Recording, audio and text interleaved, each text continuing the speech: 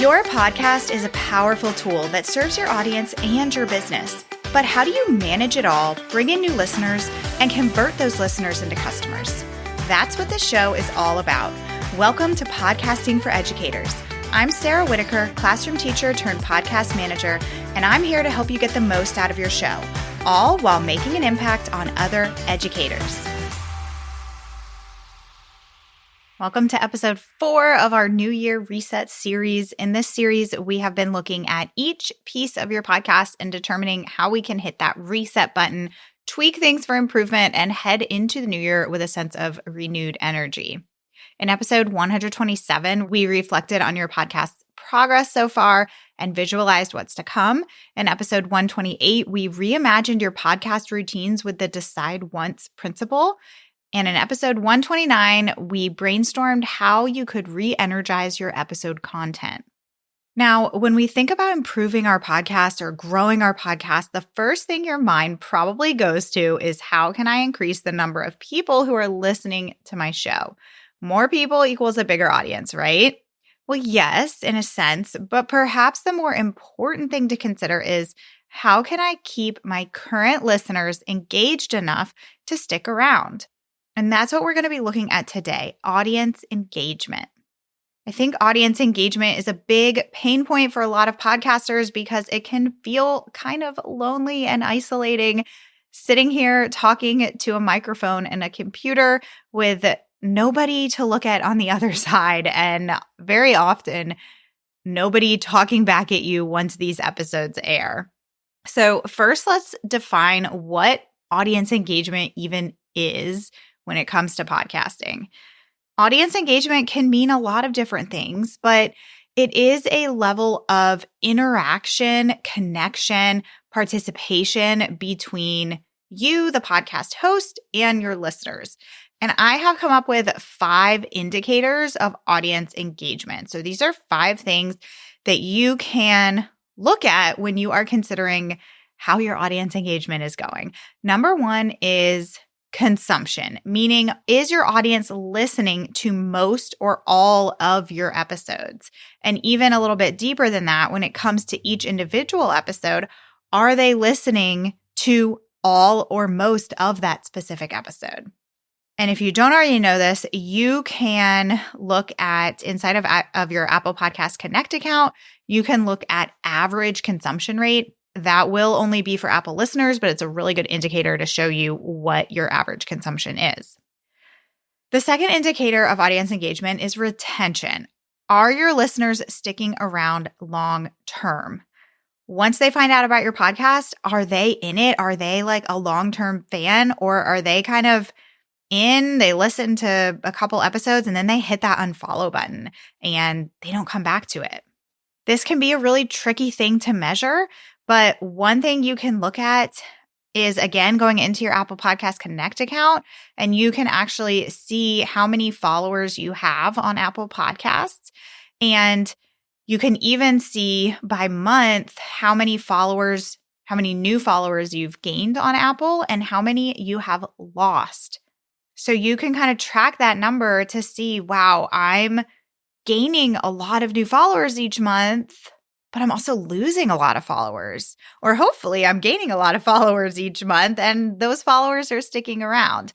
I will tell you right now, you need to have a little bit of a thick skin when you look at this number, because I have never looked at a client account in Apple Podcast Connect and seen that 0 people have stopped following them. You're going to have people that stop unfollowing you, and it can be for a variety of reasons. It can be because of your content or how you're delivering your content, but it can also just be maybe that person feels like they have a lot of podcasts in their library and yours didn't quite make the cut, or maybe they had a change in their life and now your episodes don't apply to them anymore.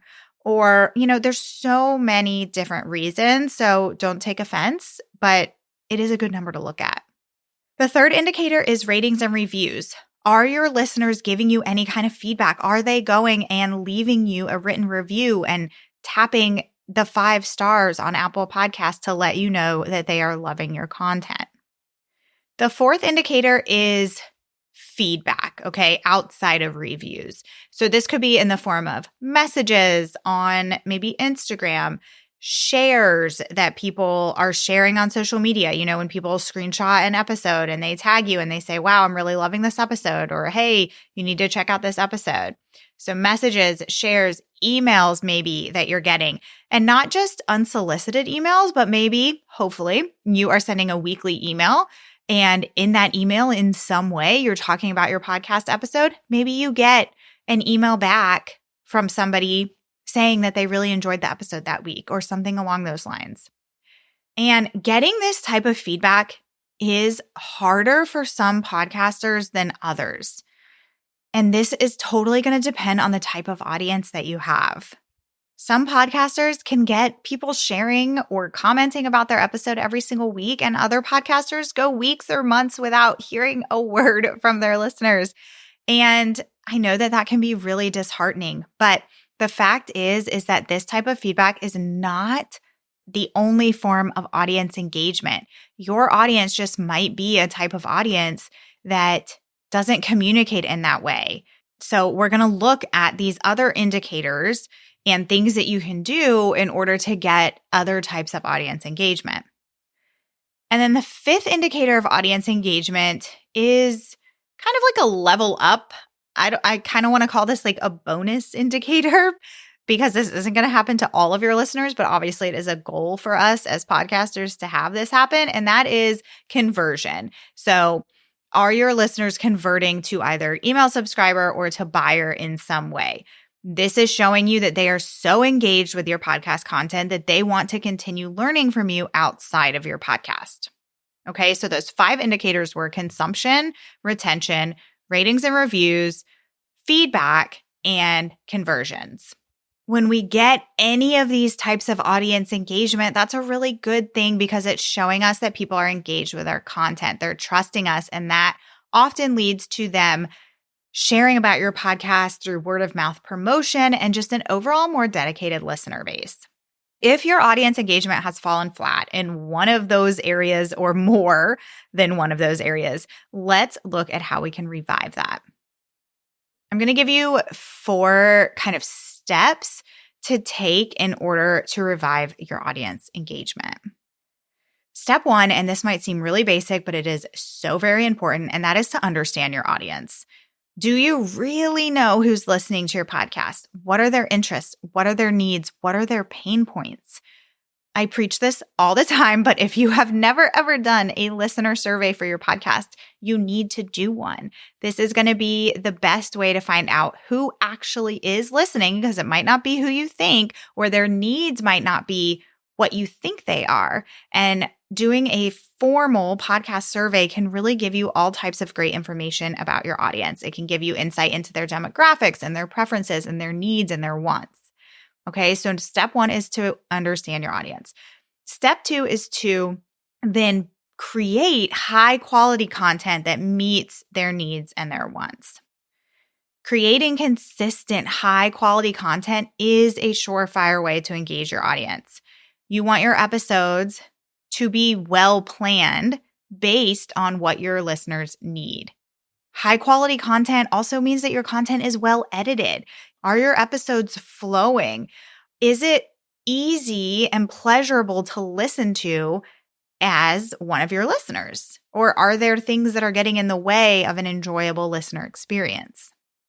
And most importantly, your content needs to be relevant to your target audience. Having content that is consumable, helpful for most of us as educators.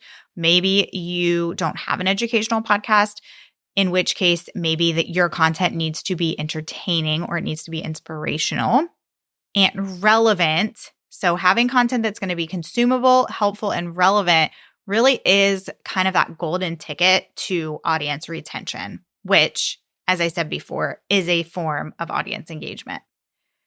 I know that the question of should I niche down or not is a common question in this space. And my stance on this when it comes to your podcast is that yes, niching down is good. You want your episodes to apply to a very specific listener. And this overlaps with this high quality content Because if your episodes are not created for a specific niched person, then your listeners are going to go into your podcast library and they're going to pick and choose to find which episodes apply to them. And if most of your episodes don't apply to them, then they are going to be more likely to unfollow your show because there's not going to be enough of a connection for them to stay. All right, so step 1, understand your audience. Step 2, create high quality content that meets their needs and wants. Step 3, give them a place to communicate. We cannot put feedback and engagement all on our listener. If you aren't hearing anything, like anything at all, you're hearing crickets from your audience, get creative in how you can change that. You really have to be the one that builds that bridge from your podcast and your listeners. So maybe you're seeing your downloads. You've got downloads. People are listening. You know that people are listening, but it's radio silence. You're not getting anything from your listeners. Well, you're going to have to make it really easy for them to engage with you, to engage with your content, to give you that feedback. An example of how you can do this really easily is to put up a poll on Instagram that asks a question related to your episode each week, or pose a question, like an open-ended question, on socials or through email. I say open-ended, but it should also be something really simple that elicits a response from your listeners. You can create a Facebook group that hosts discussions around your episodes. You can host a monthly contest.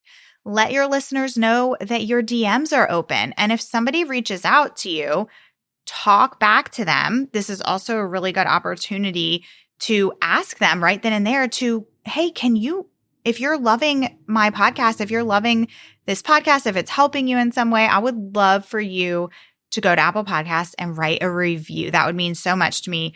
Send them the link right then and there. It's that personalized one-to-one ask. And I cannot preach this enough. Invite your listeners onto your show. This is a really fun thing to do, and it's how we get to know each other and highlight their voices on your podcast. That's like the ultimate way to engage with your listeners, is to actually have a face-to-face virtually. Maybe it's in person, that would be cool, but most likely virtual face-to-face conversation. Okay, so all of these things are different types of engagement strategies. The polls on Instagram that are related to your episodes, the question and answers, the DM conversations, the interviews. These are all really fairly simple ways that you can get engagement from your audience that you are kind of starting and making it really easy for them to engage with you. All right, so step 1, understand your audience. Step 2, create high quality content that meets their needs and wants. Step 3, give them a place to communicate with you. And step 4, track and tweak. The 5 indicators that I had mentioned before, 5 indicators of audience engagement, consumption, retention, ratings and reviews, feedback via social media and email, and conversions, track them. Keep an eye on them. Because if you're not looking at your average consumption rate, or you're not looking at your follower count or your downloads even, and you're not tracking your ratings and reviews, if you're not tracking these things, then you're not going to have any idea that you need to improve in these areas, or that you need to make these things a little easier for your audience. So track these things, determine how you can improve in these areas, depending on your audience. Remember, we talked about how everybody's audience is different. They're going to respond to things differently. They're going to engage with you differently. So try something that is going to work for your audience. And then depending on how that works out, either lose it or continue doing it. All right. So step 1, understand your audience. Step 2, create high quality content that meets their needs and wants. Step 3, give them a place to communicate. Step 4, track and tweak those 5 indicators. It might seem like a fairly simple process, because it can be. It can be really simple. The key is figuring out what engagement looks like for your audience. I think that kind of stereotypical thought when we think about podcast audience engagement is when we see people sharing about our episodes on Instagram, and that might just not be happening for you. And I just want you to know that that's okay if that's not happening for you. It's not happening for a lot of people. And you can put more effort into trying to nurture that and to get people to do that. But there are all of these other ways that you can really encourage other types of engagement. So your step or action item today is to really think about one way that you could really focus on reviving your audience engagement.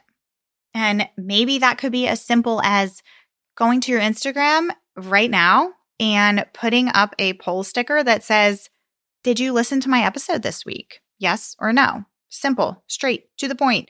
But that will give you that feedback and that engagement from people so that you can see, oh, these people did listen or these people haven't listened. I actually usually like to put something like, "Did you listen to the episode this week?" Either yes, I did, no, but it's on my list. And then a third option that says something like, "Oh, I didn't know that you had a podcast." So if anybody clicks that third one, you can send them a quick message and say, "Yeah, I do have a podcast. Here's the link to it. I'd love for you to check it out if it sounds like it'd be something that's helpful for you." And that's just another way to kind of spark that conversation with people. Your podcast is a free resource, so you don't have to feel icky or slimy to send a message like that. All right, during this reset series, I am ending all of these episodes by referring you back to a few episodes that you might want to revisit or listen to for the first time that are related to today's topic. So some episodes that you might find helpful after listening to this episode are episode 81, the role that listener retention plays in your podcast success. I talked about retention in this episode, so if you want to dig a little bit more into that, you can listen to episode 81. Episode 70 was about podcast email marketing with Liz Wilcox. Liz is a really fun, super energetic email marketing expert, and she talks a lot about how to make email marketing really easy and personable and how to write really quick newsletters and incorporate your podcast into them. So check out episode 70 if that sounds like something that would be helpful for you. Episode 47 is all about easy ways to brainstorm episode topics that your audience will love. And episode 42 is about using Facebook groups to build a podcast community. And that was a guest episode with Brittany Verlinage. As always, thank you so much for listening. I hope that you're enjoying this series. And I hope that you will join me next week because it will be the last episode in this reset series. Thanks so much for listening to today's episode. To keep this conversation going, connect with me on Instagram at Podcasting for Educators. I'm always looking for an excuse to talk about podcasting. If you're looking for support in launching, managing, or growing your podcast, check out my online course, the Podcasting for Educators Prep School, at podcastingforeducators.com/prep school. I'll see you here next time.